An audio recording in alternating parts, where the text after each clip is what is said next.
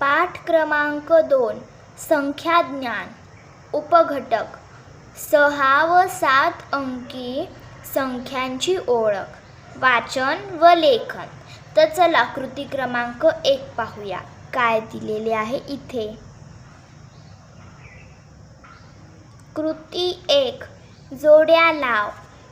म्हणजे इथे आपल्याला अ गट दिलेला आहे आणि इथे ब गट दिलेला आहे. अ गटामध्ये आपल्याला संख्या अंकात लिहून दिलेल्या आहेत आणि ब गटामध्ये आपल्याला संख्या अक्षरात लिहून दिलेल्या आहेत. आपल्याला इथे जोड्या जुळवायच्या आहेत. संख्या अ गटातील अंकात लिहिलेल्या संख्याशी ब गटातील कोणती अक्षरात लिहिलेली संख्या योग्यपणे जुळेल ती आपल्याला ओळखून अंकातील आणि अक्षरातील संख्येची जोडी जुळवायची आहे. तर चला जुळवूया. तर पहिली संख्या आहे 2575.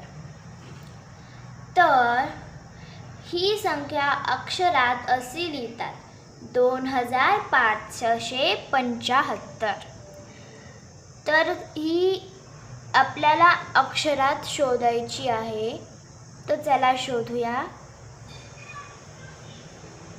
ही आहे 2575. तर या संख्येची आणि या अक्षरी लेखनाची आपल्याला जोडी जुळवायची आहे. त्यासाठी मी पट्टीचा उपयोग करत आहे. तुम्ही सुद्धा करू शकता. अशा प्रकारे आपल्याला सर्व जोड्या इथे जुळवायच्या आहेत. यानंतरची जी संख्या आहे ती आहे 64,379. आता ही अक्षरात कुठे लिहिलेली आहे? ही आहे 64,379. तर या संख्येची आणि या अक्षरी लेखनाची जोडी आपण इथे जुळवणार आहोत अशा प्रकारे. यानंतरची संख्या आहे 64,369. तर ही संख्या अक्षरामध्ये कुठे लिहिलेली आहे? चला शोधूया. ही आहे 64,369. तर ह्या संख्येची आणि या अक्षरी लेखनाची आपण इथे जोडी जुळवणार आहोत अशा प्रकारे. तर यानंतरची जी संख्या आहे ती आहे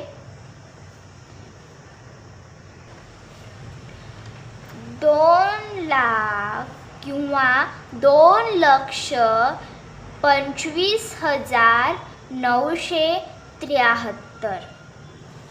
तर ही संख्या कुठे लिहिलेली आहे अक्षरामध्ये?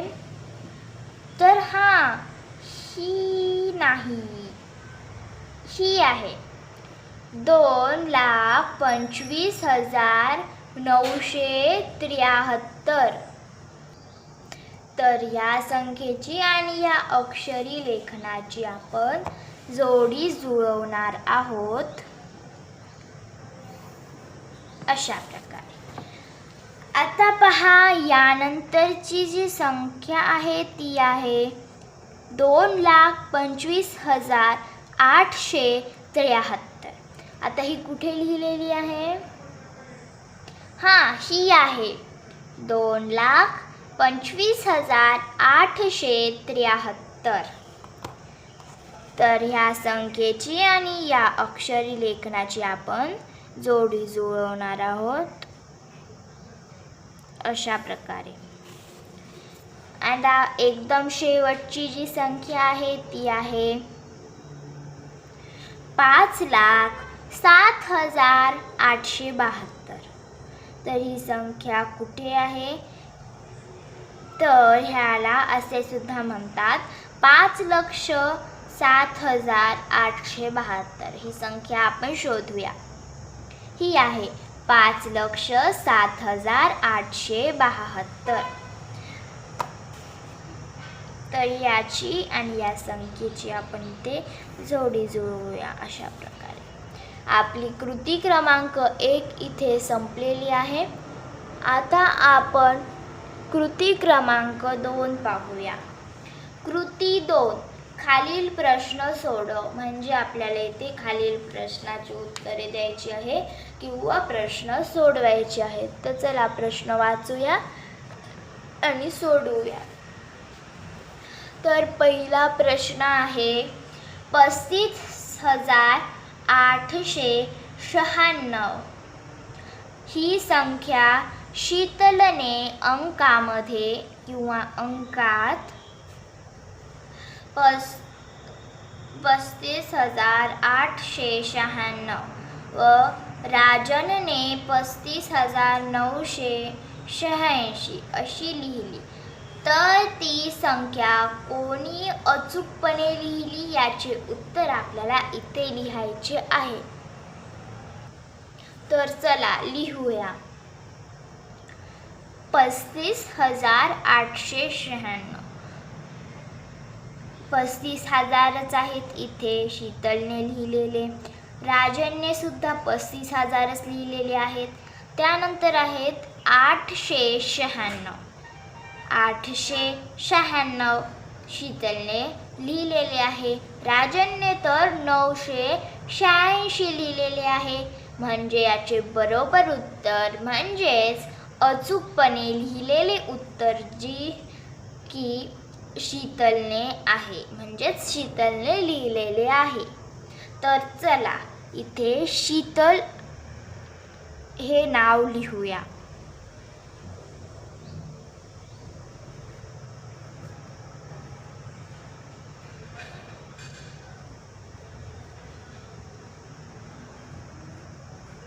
शीतलने असे लिहायचे आहे. तर यानंतरचा जो प्रश्न आहे तो आहे धनेशने एक घर 2,57,500,000 रुपयांना खरेदी केले. ही रक्कम अंकात लिही. म्हणजे आपल्याला आता ही रक्कम अंकात लिहायची आहे. कोणती? तर 2,57,500,000. तर चला लिहूया.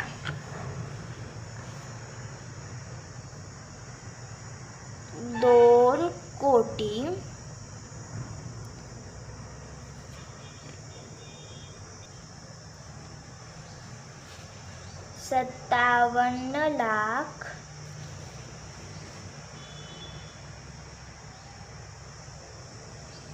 इथे 1000 नाही लिहिलेले.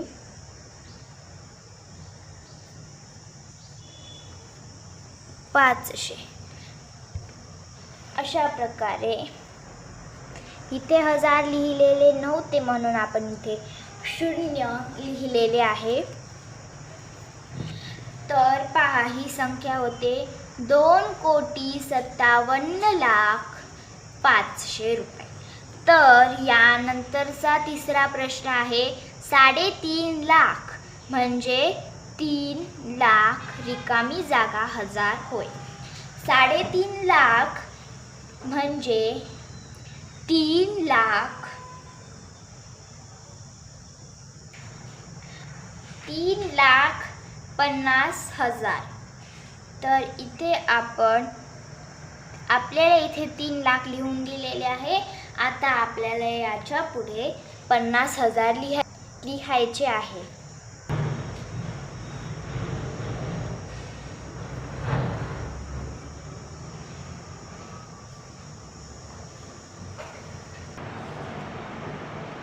इथे आपल्याला 50 हा शब्द लिहायचा आहे. 50 अशा प्रकारे ओळीच्या खालूनच सुरुवात करायची आहे. कारण की मराठी भाषा ही ओळीच्या खालूनच लिहितात. तर आता आपण चौथा प्रश्न पाहूया. 3,30,00,000 ही संख्या अंकात कशी लिहिशील? त्या पर्यायाला बरोबर खूण कर. म्हणजे आपल्याला इथे 3,30,00,000 ही संख्या अक्षरात कशी लिहायची आहे ते लिहिते, ती ओळखून त्याच्या समोरील चौकटीत बरोबर अशी खूण करायची आहे. तर 3,30,00,000 ही संख्या अशी लिहितात. पहा, एकक, दशक, शतक, हजार, 10,000, लक्ष. 3,00,000 हजार नाहीत, शतकही नाहीत आणि यानंतर 30. 3,30,00,000 ही संख्या योग्य आहे, म्हणून आपण याच्या समोरील चौकटीत बरोबर अशी खूण करूया. यानंतरच्या पानावर पहा. 5वा प्रश्न. इरफानच्या वडिलांनी एक जमीन खरेदीसाठी खालील रकमेला धनादेश दिला. तो धनादेश अक्षरात लिहिण्यास इरफानला मदत कर.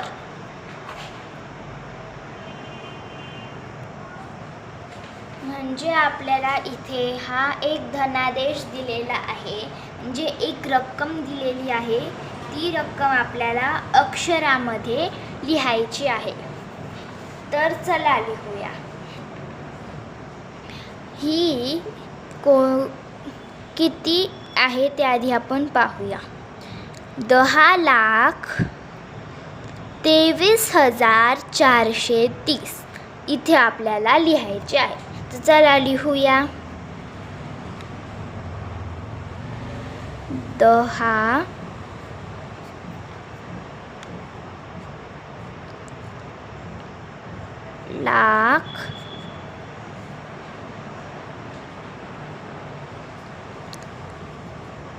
23,000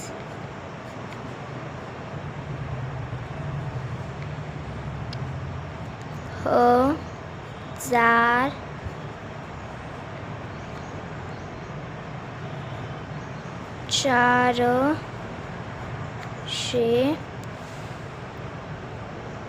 इथे माझे 30 मी खाली लिहित आहे, कारण इथे बसलेले नाही आहे, म्हणून तुमचे जर बसले असेल तर तुम्हाला लिहायची आवश्यकता नाही. 30 अशा प्रकारे इथे आपल्याला लिहायचे होते आणि आपण इथे लिहिलेले आहे. आणि आपली जी कृती क्रमांक 2 होती ती इथे संपलेली आहे. आता आपण कृती क्रमांक 3 पाहूया.